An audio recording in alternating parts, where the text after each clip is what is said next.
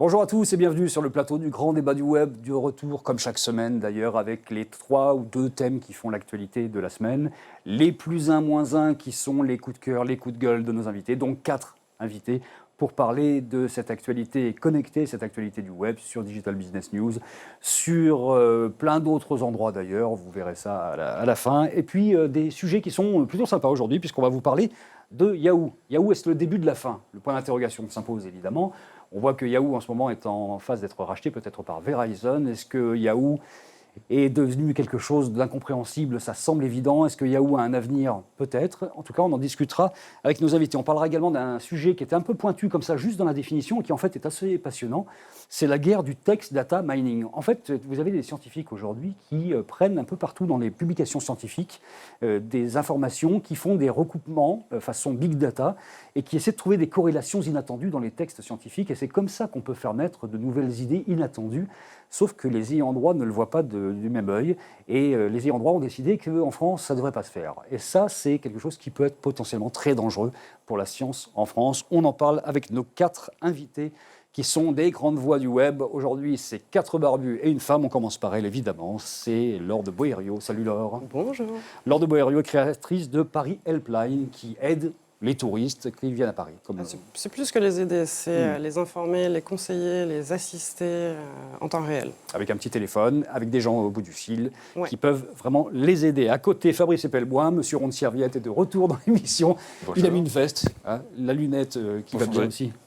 Yogosha. Alors Yogosha, c'est un truc incroyable en ce moment, parce que là, tout d'un coup, il y a le bug bounty, on en a déjà parlé ici, on ne va pas refaire la définition, mais c'est quelque chose qui est vraiment dans l'air du temps. Là. Oui, clairement, ça explose. C'est assez plaisant d'être dans un projet de start-up qui décolle de façon aussi spectaculaire. Tout le monde en veut. Les entreprises veulent aujourd'hui des hackers blancs, on va dire, on va les appeler comme ça, qui viennent traquer des failles. Et s'ils trouvent des failles, ils sont rémunérés pour ça. Évidemment, ça permet de sécuriser les systèmes. Ça s'appelle Yogosha. De l'autre côté, Éric Dupin, qui a un peu réduit la barbe, c'est bien, comme ça j'ai la plus longue peut-être. On fait un concours.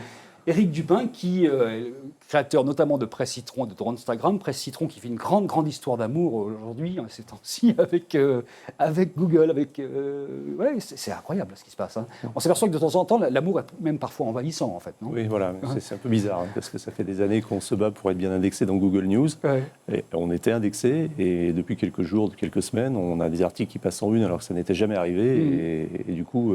ça crée des pics de trafic, c'est un petit peu la panique au niveau des serveurs. 16 000 requêtes à l'instant T hier matin, je crois, quelque chose comme ça. Ouais. Ça fait rêver quand même, tous les éditeurs de sites d'information, 16 000 requêtes à l'instant T. Alors sur le site. Ça ne dure pas sur toute la journée, parce que forcément le passage en une dure quelques heures. Et après, on sent aussi la différence, mais c'est vrai qu'il va falloir gérer ça de la meilleure façon possible. C'est une bonne nouvelle pour Presse Citron. Il faut juste gérer la crise, mais enfin, c'est une bonne crise. C'est un problème de riche, comme je dis. C'est un problème de riche, absolument. Et puis, Jérémy Benmoussa, de retour. Salut, Jérémy. Bonjour. Alors, Jérémy, qui vient de changer de crèmerie, en fait, et qui a lancé Schedule.io. Exactement. Qui est un add-on sur Slack, en fait. Exactement, c'est une plateforme d'automatisation qui est dédiée à Slack. Et puis, on va la développer pour être compatible avec les concurrents de Slack bientôt. Aussi. Merci d'être là, les 4 barbus, enfin les 3, puisque je ne vais pas me remercier moi d'être là quand même. Et Laure, on va parler de Yahoo. Est-ce le début de la fin? Est-ce que Marissa Mayer a vendu du vent depuis des années, depuis qu'elle est là, à la tête de Yahoo? Est-ce que finalement c'est une stratégie qui est derrière, même si on a un peu de mal à comprendre? Qui veut se lancer là-dessus? Allez, tiens, Jérémy. Alors, est-ce qu'elle a vendu du vent? Je ne sais pas, mais elle a beaucoup acheté en tout cas. Bien, pas mal. La stratégie de Marissa Mayer, en fait, j'ai l'impression qu'elle a fait chez Yahoo ce qu'elle avait commencé à faire chez Google, donc en fait de l'acquisition. Elle est rentrée chez Yahoo pour acheter un maximum de boîtes. Elle l'a fait, elle a dépensé énormément d'argent. Elle a fait quelques achats malheureux, mais quelques achats intelligents aussi. Hein. Je ne veux pas du tout taper sur Marissa Mayer, que je trouve être brillante pour le coup. En revanche, aujourd'hui, le bilan, il est assez mitigé et j'ai un peu l'impression qu'on est revenu à l'avant Marissa Mayer, donc une boîte qui est un peu en perte de vitesse, qui ne fait pas un énorme chiffre d'affaires, qui a énormément perdu là-dessus, et puis surtout qui est en vente, clairement. Donc un petit peu dans le même état qu'avant son arrivée. Donc, pour les plus jeunes qui nous regardent, quand même, c'était un moteur de recherche. Ils ne s'en souviennent même pas, parce qu'ils n'étaient pas nés en 94, c'était un moteur de recherche. Qui, parmi vous, a une adresse Yahoo toujours active d'ailleurs? Ah non. Non. Mais par contre, c'est un Comment vrai ça, asset. Manon? Oui, moi je l'ai, je la garde parce que je pense que suis ça va devenir un attaché. truc collector et que Absolument, je suis attaché à mon adresse Yahoo. Et je suis pas le seul. Vous l'avez aussi, non? C'est peut-être lié. Non. Alors, Si, adresse Yahoo. alors, Depuis- 3 personnes depuis sur 10 5 ans. ont une adresse Yahoo. Mais en fait, c'est un bel asset quand on regarde. On parle beaucoup de Gmail qui a 220 millions, je crois, de comptes mail. Yahoo, on a 200 millions. Donc c'est peut-être le meilleur asset. Ouais, enfin c'est peut-être le meilleur asset de Yahoo, je crois. Et c'est ce qui a sans doute le plus de valeur aujourd'hui chez Yahoo. Je ne voudrais pas jouer les Cassandres, mais dans la mesure où Yahoo est sur le point de se faire racheter par Verizon, qui est probablement le partenaire historique de la NSA, vos emails chez Yahoo... Comment il nous a glissé de la sécurité tout de suite dans Yahoo, c'est impressionnant. Non, c'est de la surveillance, c'est pas de la sécurité. C'est que fondamentalement, là, on est totalement dans un cas de figure où tous ces 200, 300 millions d'adresses email Yahoo, demain matin, vont atterrir dans des backups de la... C'est déjà le cas. Hein. Mais quand même, dans le genre destruction d'un asset... Alors, ce qui est assez marrant pour la petite histoire, d'ailleurs, c'est quand même que Verizon a racheté AOL il y a 1 an. Et qu'aujourd'hui, en rachetant Yahoo, ils voudraient fusionner les services d'AOL et de Yahoo. Pour les anciens du web, c'est quand même un truc AOL, Yahoo, tout d'un coup, qui fusionnent 20 ans après. Quoi. C'est assez, Vivement CompuServe le comeback. Et Netscape, que fait Netscape dans C'est cette histoire-là? Calvacom. Hein. Rendez-nous Calvacom. Ouais, caramel. Ça y est, ça, les discussions de vieux. On sent que les barbes servent à quelque chose de temps en temps. On n'avait pas fini, Jérémy. Non, mais en fait, ça rejoint les petites moqueries qu'on est en train d'avoir. C'est Yahoo, c'est un vieux de la vieille, à mon avis, qui n'a pas su se renouveler énormément, qui est en train de le payer assez cher. Voilà, qui est en vente. Honnêtement, la fusion avec AOL n'est pas le truc le plus bête qui puisse leur arriver. On s'en moque beaucoup parce que c'est deux gros mastodontes qui ont un peu perdu de vitesse depuis quelques années. Mais la fusion des deux n'est pas ce qu'il y a de plus bête en soi. Eric, c'est quoi Yahoo? C'est un média ou c'est une régie? Ben voilà, justement, c'est la question que je me pose. Et je pense que tout le monde se pose un petit peu aujourd'hui. C'est est-ce que c'est un média? Est-ce que c'est une messagerie? Est-ce que c'est un service d'email? Est-ce que c'est un portail? C'est un mot qu'on n'utilise plus, mais c'était le mot qu'on utilisait pour Yahoo. Est-ce que c'est un moteur de recherche? Donc en fait, on s'aperçoit que c'est plein de métiers qui sont complètement disséminés. Et sur chacun de ces métiers, ils ont eu à subir et même à se faire supplanter par des concurrents directement. C'est-à-dire que Flickr, la banque d'images, s'est fait supplanter par Instagram. C'est un drame, ça, quand même, de ne pas avoir réussi à faire de Flickr, qui était une pépite, quelque chose de fort. Oui, mais je pense que c'est symptomatique de ce qui s'est passé avec Yahoo, c'est qu'avec Flickr, clairement, ils n'ont pas pris le virage du mobile au bon moment. Ils l'ont pris un peu tard et mal, alors qu'Instagram est arrivé. Alors, c'est pas tout à fait la même nature de contenu, c'est pas non plus les mêmes utilisateurs. Flickr, c'est quand même à la base des photos de haute qualité qu'on regardait sur un grand écran, etc., et qu'on publiait, qu'on partageait. Donc c'était à la base, il y avait les prémices d'un réseau social, mais Instagram a tout blasté, clairement. Après, sur le mail, on en a parlé, c'est Gmail. Enfin, si on énumère tous les métiers de Yahoo comme ça et qu'on les dépile comme ça, on trouve un concurrent direct en face de chaque métier de Yahoo. C'est le problème de Yahoo, en fait. C'est que c'est une espèce d'ensemble complètement disparate. À une époque, ça faisait sens. Aujourd'hui, ça n'a plus de sens parce que sur chacun de leurs métiers, ils ont en face un concurrent qui fait mieux, plus vite. Et pourtant, ils ont investi. Ils ont investi beaucoup d'argent dans Flickr, beaucoup d'argent pour acheter Tumblr. Ils ont bien fait de racheter Tumblr. Hein. C'est devenu rien depuis qu'ils l'ont racheté. Il faut dire qu'il fallait penser aussi que cette plateforme de blog de deuxième génération, en fait, c'était un phénomène, un épiphénomène qui allait. En fait, Tumblr a perdu. On ne peut pas dire que c'est rien parce que ça a gardé quand même une certaine valeur. Ça a été acheté un peu plus d'1 milliard. Aujourd'hui, ça doit être valorisé 700 millions d'euros. Je ne sais pas exactement. Donc, effectivement, il y a eu une perte, c'est clair. Mais Yahoo, finalement, quand on doit répondre à la question est-ce que c'est la fin, le début de la fin, je dirais que c'est presque la fin de la fin. C'est-à-dire que Yahoo, on ne l'utilise plus vraiment. Et on ne peut que leur souhaiter. Ce qui va probablement leur arriver, c'est de se faire racheter. Mais est-ce que la marque va rester ou va disparaître? On ne le sait pas du tout. Et voilà, donc et Barry Samayer, on va lui mettre un copier aux fesses ou pas du côté des actionnaires? Parce que ça se murmure déjà, mais... Non, mais enfin, je veux dire, c'est pourtant ce qui se murmure de façon un peu radicale aujourd'hui. C'est ce que souhaitent les actionnaires, mais en fait, ceux qui souhaitent ça avec le plus de véhémence sont aussi les plus minoritaires. Donc, mais en gros, les actionnaires souhaitent que Marissa Mayer et son équipe quittent le navire. Après, il ne faut pas oublier qu'elle est venue pour redresser la barre et que la revente est plutôt un constat d'échec. Donc, est-ce que ça a du sens, même pour elle, de vouloir rester à la tête de Yahoo si c'est absorbé par AOL?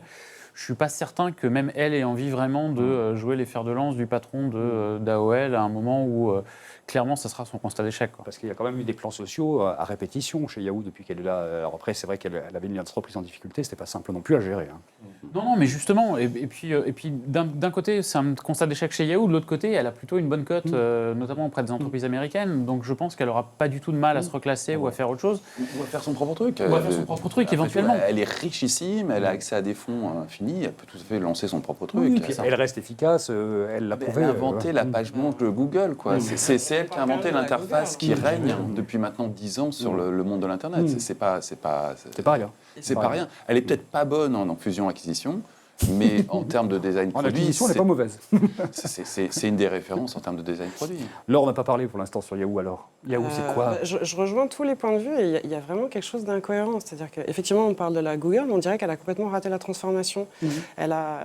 Yahoo, c'est un média, mais aussi avec tout l'investissement qu'elle a fait sur le développement mobile, sur la vidéo, à grands coups de développeurs. Cathy Couric, avec des gens comme ça, voilà. C'est incroyable. Oui, mais on est encore une fois sur tellement de secteurs à la fois et il n'y a pas eu... Enfin, je veux dire, c'est une des personnes compétentes pour se focaliser sur la création d'outils ultra innovants, ultra disruptifs. Et elle est face à des Google ou des Facebook hyper puissants. Et on dirait en fait qu'elle a optimisé la plateforme existante. Voilà.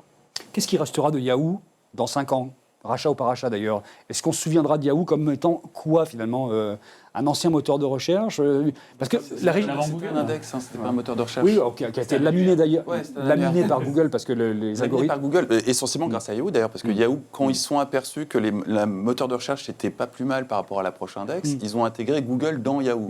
Et donc ils ont lancé Google, ce qui était d'un point de vue industriel un peu débile, mais ils l'ont fait.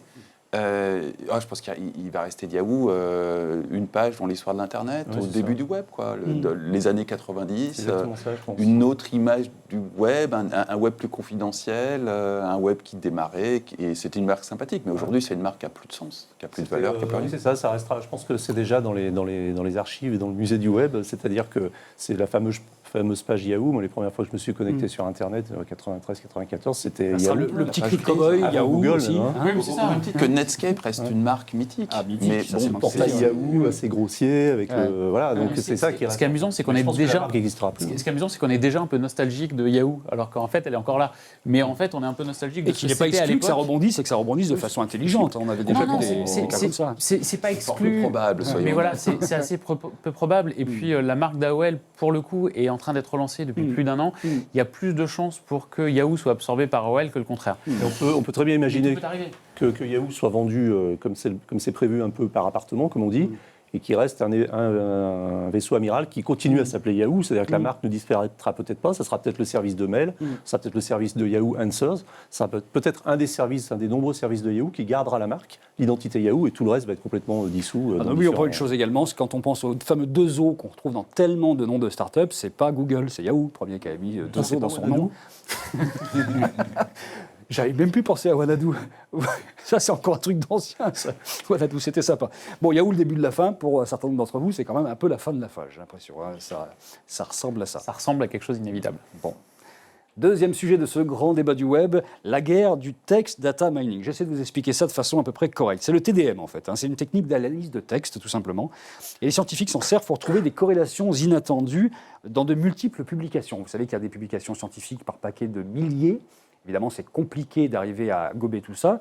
En tout cas, ce qui est intéressant, c'est qu'on peut prendre une publication scientifique sur la reproduction des grenouilles en Afghanistan et une autre sur le cancer du sein en Suède, et par des corrélations qui ne peuvent être traitées que dans un mode big data, on peut arriver d'un coup à trouver une corrélation inattendue. Et le big data, de toute façon, de façon générale, recherche en permanence des corrélations inattendues sans se soucier tellement des raisons, des causes, mais trouve des conséquences, en tout cas des lignes de perspectives qui peuvent être intéressantes de temps en temps et qui peuvent donner des indications.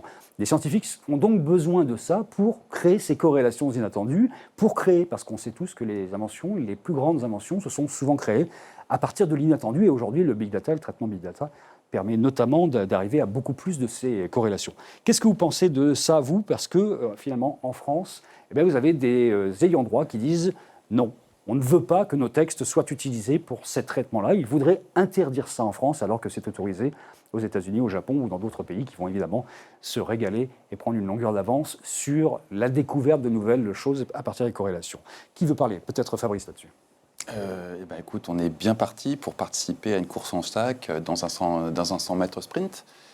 Ce sont des technologies qui sont effectivement absolument indispensables aujourd'hui pour apporter une aide, un nouveau regard à la recherche scientifique. C'est apparemment extrêmement efficace, et je veux bien le croire. C'est pratiqué dans le monde anglo-saxon, qui domine déjà très largement la recherche scientifique. Et en France, au prétexte d'une loi qui fait régulièrement chier sur Internet, le droit d'auteur, c'est pas la première fois que ça vient s'intercaler entre des possibilités de progrès et la persistance d'un vieux monde. Eh ben, on va très clairement handicaper la recherche française. Ma foi, c'est pas très grave, les anglo-saxons la feront à notre place, mais c'est clair qu'on positionne la France dans une position assez peu enviable dans le XXIe siècle. On va vraiment faire une course en sac, là où les Américains... Une fois de plus qu'on a des corporatismes, on va les appeler comme ça, qui... Non, c'est des lobbies et de la corruption, c'est pas du corporatisme. Ah non, c'est pas de la corruption. Les ayants droit sont là pour récupérer des droits sur leurs données. Ceci dit, la problématique, si tu veux, c'est qu'on vit dans un pays dans lequel la culture, et on va dire que c'est très lié au lobby des ayants droit, représente, je sais plus, 3 ou 5 fois le budget de la justice. Donc ça donne déjà une idée de ce qu'est la République française. On met 5 fois plus de pognon sur la culture que sur la justice, ce qui est quand même bizarre. Et derrière la culture, on a en fait toute une industrie dont le socle est ce fameux droit d'auteur. Et cette industrie a déjà sérieusement handicapé de possibles progrès sur Internet. Si on faisait abstraction de ce droit d'auteur, typiquement, on aurait fait des progrès mais colossaux en l'espace d'une génération sur l'égalité d'accès à la culture, par exemple. Ce qui est déjà le cas, parce qu'elle se fait de façon illégale. Et après cette phase illégale du peer-to-peer, les industriels ont bien été obligés de céder et de passer dans le mode du stream. Mais la réalité, c'est qu'entre nos enfants et nous, il y a une disparité d'égalité à la culture qui est criante. Dans ma génération, il fallait être relativement riche. C'est le fameux débat sur l'accès aux informations sur Internet. Non, c'est le débat sur une valeur fondamentale de la République française qui s'appelle l'égalité. Et très clairement, l'égalité, le code, est venu apporter un surcroît d'égalité considérable face à la loi, c'est-à-dire la politique, qui, elle, a tout fait pour restreindre cette égalité. Face aux possibilités offertes par la technologie. On est exactement dans le même système avec le TDM. La différence, c'est que ça touche le milieu scientifique et non pas les gamins qui téléchargent du MP3, donc forcément, c'est moins bruyant. Mais malgré tout, c'est un véritable handicap qu'on va prendre une fois de plus. Laure, sur la philosophie de tout ça. Moi, ce qui m'intéresse dans cette question, c'est le positionnement du gouvernement par rapport à l'intérêt général et plus précisément à la condition et les moyens qu'on met à disposition des chercheurs, parce qu'on connaît tous leurs problématiques. Il y a une vraie faiblesse des moyens financiers, il y a une vraie faiblesse des moyens techniques, il y a les possibilités de carrière qui sont totalement contre-productives. Et qui les pousse, si j'ose dire, qui les contraint à l'exil. Donc là, il y a, à travers ce point-là, une vraie possibilité de montrer une volonté de changement, de marquer un virage, donc, pour l'intérêt public et pour nos chercheurs, donc à suivre. Bon, alors pour information, c'est un amendement TDM qui est donc à la loi pour une République numérique. C'est en train de se discuter, c'est dans la main des sénateurs. On a déjà discuté ici de ce qu'on pense de la perception globale pointue que peuvent avoir les instances, et notamment les sénateurs, de ce type de questions. On verra ce qu'il en sort en tout cas. Qu'est-ce que vous en pensez ?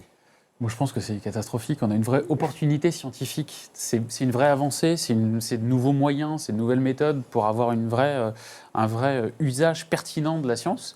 Et on est en train de se dire, nous, non. Nous, on ne le fait pas. Encore une fois, jugés par des personnes qui ne comprennent pas ce que c'est et puis nous l'ont montré avec les différents projets, leurs différentes lois. Enfin, on ne va pas reparler des aberrations qui nous ont sorti les 6 derniers mois, pour ne pas aller plus loin. Je ne comprends pas que dans une France qu'on m'a toujours présentée comme étant scientifique, avec une vraie valeur intellectuelle, avec une vraie volonté là-dedans, qu'à un moment on se dise on a une vraie opportunité d'avancer et de créer de la valeur et de l'intelligence et d'avoir des vrais résultats concrets, et on se dit non, on ne va pas le faire. Alors qu'en plus, on a, si on considère que d'autres pays sont nos concurrents, ou en tout cas qu'on crée cette différence-là, d'autres pays vont y aller et ils vont Il y déjà... a une chose importante aussi. Ils sont concurrents, il ne faut pas se leurrer. Les tenants du droit d'auteur sont les premiers à affirmer que dépôt de brevets, recherche scientifique égale croissance, égale valeur. Et là-dessus, c'est difficile de leur prouver le contraire. On est en train de s'aborder l'avenir de la France pour le confort d'une génération qui va crever d'ici peu et qui va faire chier jusqu'au bout. Ça fait plus de 20 ans qu'on entend que les scientifiques vont aux États-Unis, que nos cerveaux s'en vont et ainsi de suite. Et on est en train d'entretenir ça en continuant de leur donner de bonnes raisons de partir. Il y a pas que les scientifiques, hein. Il y a une part de plus en plus croissante des diplômés des grandes écoles. Il y a une émigration massive. On est d'accord, mais là, pour le sujet vraiment du data mining, on s'adresse à une population qui va trouver forcément un intérêt à partir à l'étranger plutôt qu'à rester en France. D'autant qu'il ne s'agit pas de ne pas payer, puisqu'en fait, toutes ces publications qui sont traitées en data mining de façon numérique, évidemment, sont déjà achetées par les universités, les labos de recherche. Et que les chercheurs français qui utilisent en fait toutes ces sources-là, ils ne les achètent pas avec leurs propres moyens ou ils ne les prennent pas avec leurs propres moyens. Ils utilisent des bases de données qui sont déjà achetées et qui donnent des centaines de millions d'euros à tous les éditeurs chaque année. Donc il s'agit simplement d'une couche supplémentaire d'utilisation qui est refusée, a priori en tout cas, Eric. La question, c'est qui publie ça? C'est des scientifiques aussi. Non, c'est des revues scientifiques. C'est des revues scientifiques. Ils ont des éditeurs privés. Et dans le circuit scientifique, ils ont vraiment un véritable rôle de validation des corpus, d'avancée des savoirs. Il ne s'agit pas non plus de les confondre avec un vulgaire marchand de papier. Ils ont vraiment un rôle scientifique, ces éditeurs-là. J'ai mal posé la question. Qui publie effectivement? Ce sont des éditeurs, mais qui produit ces contenus? Les scientifiques. Les scientifiques ont besoin de ces éditeurs. Et qui les achètent? Des laboratoires, des universités, voilà. D'accord. Mais est-ce que finalement la position française n'est pas un épiphénomène dans un monde qui est quand même largement à dominante anglo-saxonne dans les textes, etc. Donc, est-ce que ça pose réellement un problème ou est-ce que de toute façon, en général, non. La science va continuer à avancer. La France va être larguée. Alors, il est vrai aussi, non mais la question n'est pas idiote, c'est que la majorité des publications scientifiques se font aujourd'hui en anglais, y compris de la part des chercheurs français, et que ces publications scientifiques en anglais aujourd'hui sont traitées dans le cadre anglo-saxon, dans l'absolu en tout cas. Et encore faut-il qu'elles soient rendues disponibles dans le data mining général. Ce qui est vraiment regrettable, c'est qu'on a toutes les compétences en France en termes de data mining, d'intelligence artificielle et Dieu sait quoi encore, pour tirer de la valeur à travers ces technologies et creuser des nouvelles pistes et découvrir de nouvelles choses d'un point de vue scientifique. Donc on pourrait très bien être dans cette course, aucun souci. On a et la recherche et les technologies pour tirer cette nouvelle valeur de la recherche. C'est vraiment se tirer une balle dans le pied et comme ça fait... D'autant qu'on est excellent. On est vraiment bon là-dessus. On est excellent dans la production scientifique, on est excellent dans le traitement des datas aujourd'hui, on le montre, on sait faire ce genre de choses, donc c'est dommage de ne pas arriver à ça aujourd'hui. Un dernier mot là-dessus ? Quel est le péril aussi est-ce qu'il y a une possibilité, si les droits d'auteur ne sont pas ouverts sur ce type de publication, qu'elles soient piratées ? Et que finalement, les gens qui en ont besoin s'en servent. Les scientifiques ne vont pas s'amuser à pirater. Mais il y a une histoire là récemment d'une jeune femme, je ne sais plus, russe ou ukrainienne, qui a récupéré des millions de documents. C'est l'histoire d'Aaron Swartz. Mais malgré tout, Aaron Swartz voulait mettre à disposition, mais il n'avait pas l'équipe derrière pour faire un programme de data mining sur ce qu'il avait piraté. Donc non, le piratage, ce ne sera pas la réponse. Le piratage, c'est une réponse à l'accès individuel à l'information, mais ce n'est pas une réponse à donner à une institution scientifique qui veut prendre des millions de publications, les brasser par la magie du big data et trouver des pistes d'exploration. Rappelons quand même que c'est peut-être une corrélation inattendue sortie de ce type de text data mining qui va nous sortir de la maladie d'Alzheimer, par exemple. Tout d'un coup, on va trouver quelque chose comme ça par le pur hasard, finalement. Donc c'est la science qui est vraiment, et c'est notre avenir à nous, notre santé et la technologie qui sont en cause. On est vraiment dans un corpus politique qui va délibérément, c'est peut-être fort parce que c'est pas évident du tout qu'ils comprennent vraiment les enjeux, mais qui va à l'encontre claire et nette de l'intérêt général. On va régresser sur cette conclusion et on va passer au plus un, moins un, c'est coup de cœur, coup de gueule de nos invités pour cette semaine qui commence. Fabrice, tiens, il avait un petit quelque chose aussi. Allez, un -1 sur l'affaire des LuxLeaks et sur un détail bien précis. Dans l'absolu, l'affaire du LuxLeaks est un scandale absolu et sa proximité avec les Panama Papers, où on a vu un ministre du budget qui d'ailleurs s'est fait poney la semaine suivante à avoir un comportement inadmissible avec l'agente féminine, promettre protection aux lanceurs d'alerte. Et aujourd'hui, il a joué énormément en retrait face à 2 lanceurs d'alerte issus d'une banque, d'un cabinet comptable et un journaliste qui sont en procès au Luxembourg.